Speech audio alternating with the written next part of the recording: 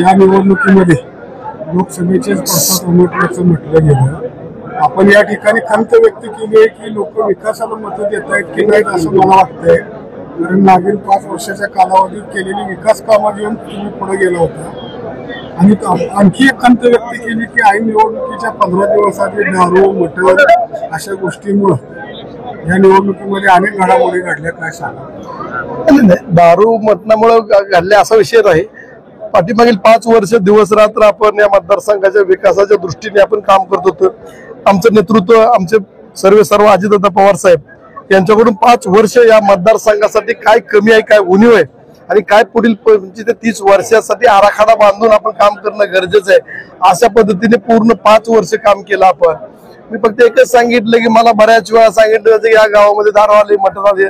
मी म्हटलं मी वाईट मार्गाला माझ्या मतदाराला लावणार नाही, 4 मतं कमी पडली तरी चालतील, पण विकासावरती मतदान मिळेल अशी अपेक्षा होती। आमदारांनी जी विकास कामं असेल की जनते सुखदुःखामध्ये जाणं एवढं ठीक आहे। याच्या व्यतिरिक्त तुम्ही मला सांगितलं मी आता ज्या गावामध्ये 33 केवीचे सबस्टेशन नवीन मंजूर केले ती गावं मायनस मध्ये, ज्या गावाला आपण 400 कोटी रुपयाचे रस्ते दिले ते एकही गाव आपण प्लस घेऊ शकत नाही। म्हणजे मला एक म्हणायचं की ही निवडणूक झाली ही विकासावरती निवडणूक झाली नाही। माझ्या माहितीप्रमाणे माझ्यावरती कुठली नाराजी असेल, मी कुठेतरी कमी पडलो असेल, अशी भूमिका मान्यच केली पाहिजे की आपला पराभव झालाय। जे समोरील मला ज्यांनी पराभूत केले ते उमेदवार माननीय राजूजी खरे साहेब यांनी विधानसभेमध्ये एंट्री केलेले, त्यांना मी मनापासून त्यांचं स्वागत करतो। येणाऱ्या कालावधीमध्ये काही प्रोजेक्ट सुद्धा अजून त्या मंजुरीच्या स्टेजमध्ये आहेत, त्या कामासाठी जर त्यांनी मला मदत मागितली किंवा काही विचारणा केली तर मी नक्कीच सत्तेतील आमदार जर नसेल तर सत्ता ज्याची आहे त्या पक्षाचे एक माझे आमदार किंवा एक कार्यकर्ते या नात्याने मी नक्कीच या मतदारसंघासाठी विकासासाठी नक्कीच कामं करेन। कारण पाठीमागील कालावधीमध्ये बरेचसे कामं अजून अपूर्ण आहेत, ती कामं या महायुतीच्या सरकारच्या माध्यमातून मी नक्कीच प्राधान्याने पूर्ण करण्याचा मी प्रयत्न करणार आहे। त्यांच्या कामाला माझ्या नक्कीच शुभेच्छा असतील। त्यांनीही ज्या पद्धतीने मी कामं केली त्याच्यापेक्षा सुद्धा पुढे जाऊन त्यांनी कामं करावं अशी माझी त्यांना शुभेच्छा आहे। कारण या मतदारसंघ मोठा आहे, 3 तालुक्याचा मतदारसंघ आहे, विकासात्मक कामं अजूनही बरेचसे करायचे आहेत, तेही नक्कीच त्याच्यामध्ये यशस्वी होतील किंवा त्यांना मी माझ्यातर्फे शुभेच्छा देतो। त्यांना युती असताना देखील भाजपच्या काही पदाधिकाऱ्यांनी मदत केली नाही। महायुती आहे, महायुतीची मदत होणं गरजेचं आहे, परंतु बऱ्याच जणांनी मदत केली, परंतु बऱ्याचशा जणांनी जास्तीत जास्त जणांनी मदत केली नाही। हे माझे नेते आणि उपमुख्यमंत्री अजितदादा पवार साहेब यांनी जर मला तसं अहवाल मागितला किंवा मी प्रत्यक्षरित्या त्यांना अहवाल देईल की महायुतीमधील घटक पक्षामध्ये कुणी मदत केली कुणी मदत नाही केली, हे अहवाल देणं गरजेचं आहे। कारण ज्या महायुतीतील घटक पक्षाच्या कार्यकर्त्यांनी मदत केली त्यांचं त्या ठिकाणी रिपोर्ट देणं गरजेचं आहे, कारण त्यांची शाबासकी त्यांच्या नेतृत्वाकडून मिळणं गरजेचं आहे, कारण त्यांनी आपल्या महायुतीच्या उमेदवाराला मदत केली। भारतीय जनता पक्षाच्या ज्या कार्यकर्त्यांनी नेते मंडळी मदत केली त्याचा अहवाल आपण आज फडणवीस साहेबांना देणार आहोत। ज्या शिंदे साहेबांच्या नेते मंडळीने मदत केली त्यांचाही अहवाल आपण शिंदे साहेबांकडे देणार आहोत। अशा पद्धतीने आपण आपला अहवाल देणं गरजेचं आहे, परंतु येणाऱ्या कालावधीमध्ये सुद्धा आपण महायुतीचं सरकार आहे त्यांच्या माध्यमातून आपल्या मतदारसंघामध्ये जी कामं आपली मंजूर झालीत परंतु ते होणे बाकी आहेत त्याच्यासाठी लक्ष देणं गरजेचं आहे। परंतु काही महायुतीमधील जे घटक पक्ष ती नाही, फक्त राष्ट्रवादी काँग्रेस पक्ष म्हणत नाही, भारतीय जनता पक्षाचे नेते मंडळी असतील, शिवसेनेचे असतील, आठवले साहेबांचे असतील, रयत क्रांतीचे असतील, यांना मदत करणं गरजेचं आहे। त्या माध्यमातून मी मोहोळ या ठिकाणी दर शुक्रवार जे 1 दिवस जो होता तो आपण चालू ठेवणार आहे। या मतदारसंघातील जी आठवड्यातील कामं ती घेऊन मंगळवार बुधवार मुंबईला जाणं हे दिनक्रम जो आपला होता त्याच्यामध्ये कुठल्याही प्रकारचा खंड न पडता अजितदादा पवार साहेबांचे नेतृत्व एक चांगल्या पद्धतीने भारलेलं नेतृत्व आहे।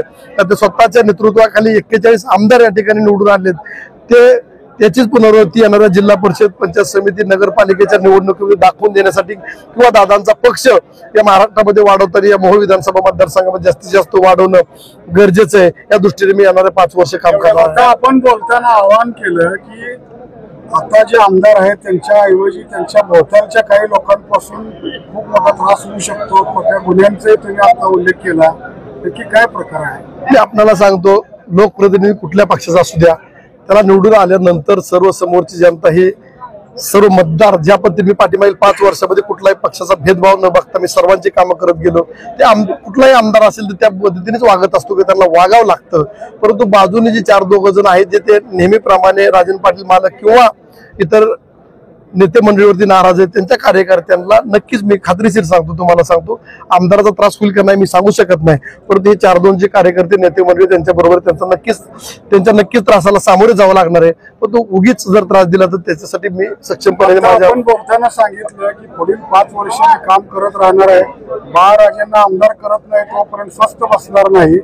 परंतु त्याच वेळेला राजन मालकांनी या ठिकाणी सांगितलंय की आम्ही 5 वर्षात कुठलीही मागणी करणार नाही, जी काय मागणी करू ती तात्यांसाठीच. काय सांगाल याबद्दल? राजन पाटील मालक किंवा त्याचा परिवार आहे फार मोठ्या मनाची माणसं आहेत. कारण पाठीमागील 5 वर्ष काम करत असताना मनासारखं मला काम करायची संधी त्यांनी दिली.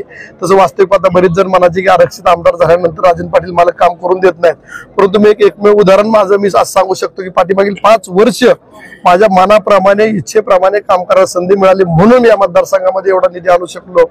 आणि मनाचा मोठेपणा आहे ज्या पद्धतीने त्यांनी मागितलं. परंतु सत्तेमध्ये 3 पक्ष आहेत, कोणाला काय मिळेल कोणाला काय नाही हा विषय वेगळा आहे. परंतु 2029 विधानसभेच्या निवडणुकीपर्यंत 5 वर्ष मी खऱ्या अर्थाने या मतदारसंघामध्ये प्रामाणिकपणे काम करणार. कारण का ज्या मतदारांनी ज्या नेते मंडळींनी माझ्यावरती विश्वास टाकला, राजन पाटील मालकात विश्वास टाकला, त्यांची कामं करणं गरजेचं आहे. उत्तर सोलापूर तालुक्यामध्ये तर फक्त आमच्यावरती विश्वास टाकून त्यांनी पक्ष पार्टी सोडलेली, त्या नेते मंडळींना वाऱ्यावरती सोडून जमणार नाही. पंढरपूर तालुक्यात तीच परिस्थिती आहे. मोहोळमध्ये राजन पाटील मालक त्यांची मुलं आहेत. पण या 2 तालुक्यामध्ये खऱ्या अर्थाने माझी त्यांना मदतीची गरज आहे आणि मला राष्ट्रवादी काँग्रेस पक्षाचे अध्यक्ष अजितदादा पवार यांच्या मदतीची गरज आहे. त्यामुळे हे जे चॅनल आहे मतदार माझे आमदार आणि दादा, हे चॅनल आम्ही कंटिन्यू 5 वर्ष चालू ठेवणार आहोत. खरं तर ह्या निवडणुकीमध्ये सर्वसामान्य कार्यकर्ता तुमच्यासाठी खूप झाला, स्थानिक पदाधिकारी होते ते खरं तर तुमच्याबरोबर राहिले, मात्र मतपेटीतून ते पुढे आले नाही. सर्वसामान्य जो कार्यकर्ता होता तो कार्यकर्ता खचला, त्या कार्यकर्त्याला उभं राहण्यासाठी नेमकी पुढची भूमिका आहे? मी आपल्याला सांगितलं ना की मतदारसंघामध्ये ज्या पाठीमागील जे पवार साहेबांनी अजितदादा वेगळं झाल्यानंतर ज्या कार्यकर्ते आपल्या बरोबर राहिले त्याच्यातील एकही कार्यकर्ता आपल्याला किंवा माहितीला सोडून गेला नाही. परंतु खालची जी निगेटिव्हिटी जी आहे ती कमी करण्यामध्ये आम्ही नक्कीच अयशस्वी झालो. कार्यकर्ता कुठल्याही कार्यकर्त्यांनी आमच्याबरोबर दगाफटका केलेला नाही आणि त्यांना बळ देण्याचं काम येणाऱ्या कालावधीमध्ये अजून गेल्यापेक्षा जोमाने करण्याचा आम्ही नक्की प्रयत्न करू. आता तर केवळ राजन पाटील यांना विरोध करत असताना आपला कुठेतरी बळी गेल्याचं आपला बळी गेल्याचं बोललं जातं. असं काही नाहीये. बळी कुणाचा दिला जात नाही. मी म्हणतो 5 वर्ष काम करत असताना अपेक्षा इतकी माझ्याकडून कामं झाली नसतील असं मी समजतो, किंवा माझ्यावरती जी नाराजी असेल त्या नाराजीचा फटका बसला. म्हणजे चांगलं झालं तर राजन पाटलामुळे झालं, वाईट झालं तर राजन पाटलामुळे झालं. म्हणजे चांगलं झालं तर माझ्यामुळे आणि वाईट झालं तर राजन पाटलामुळे. ही कुठलं सूत्र? असं काही नाही. मीच कामामध्ये कुठेतरी कमी पडलो असेल म्हणून मी पराजित झालो असं मी सांगतो. राज्यात पुन्हा महायुतीची सत्ता आली आहे, भरभरून सत्ता दिली जनतेने हाती. यामुळे या मतदारसंघातील अनेक प्रलंबित कामे तुम्ही या मतदारसंघाचं प्रतिनिधित्व केलेलं आहे. आणखी कुठले प्रलंबित काम आहेत ज्यासाठी आता पुढील 5 वर्ष संघर्ष करणार? आता आपल्याला सांगतो की आता मंत्रिमंडळामध्ये दादा असल्या कारणाने आम्हाला कुठल्याही प्रकारचं कुठलंही काम असू दे, पाठीमागील 5 वर्ष तुम्ही पाहिलंय, जे तुम्ही बोललाय ते आपण मंजूर करण्याचं काम केले. जे प्रश्न खऱ्या अर्थाने जे भेडसावतील समोर ते प्रश्न सोडवण्याची आपण प्राधान्याने घेऊच भूमिका. पण जो प्रश्न खऱ्या अर्थाने सीना भोगावती जो प्रकल्प आहे तो सीना भोगावती प्रकल्प माझ्या हातून राहिला. त्याला कारण की पाण्याचं आरक्षण विषय होता आणि सीना आणि भीमे नदीवरती बॅरेजेसचं काम आपण अंतिम टप्प्यामध्ये आणलेलं आहे. तर तेही काम पूर्ण करणार आहे. मी सत्तेतील आमदार नसलो तरी सत्तेतील नेत्याचा माझे आमदार आहे. या कारणाने मी नक्कीच ती माझ्या समोरील जे अपूर्ण काम आहे ते पूर्ण करण्याचा प्रयत्न. जे कामं मंजूर झालेत, उदाहरणार्थ मोहोळमध्ये पाणी पुरवठा असेल, अंडरग्राउंड ड्रेनेज असेल, प्रशासकीय इमारत असेल, क्रीडा संकुल असेल, नगरपालिकेची इमारत, हे कामं चांगल्या पद्धतीने पूर्ण करण्यासाठी मी नक्की शासनाच्या माध्यमातून त्या ठिकाणी मी प्रयत्नशील राहणार आहोत.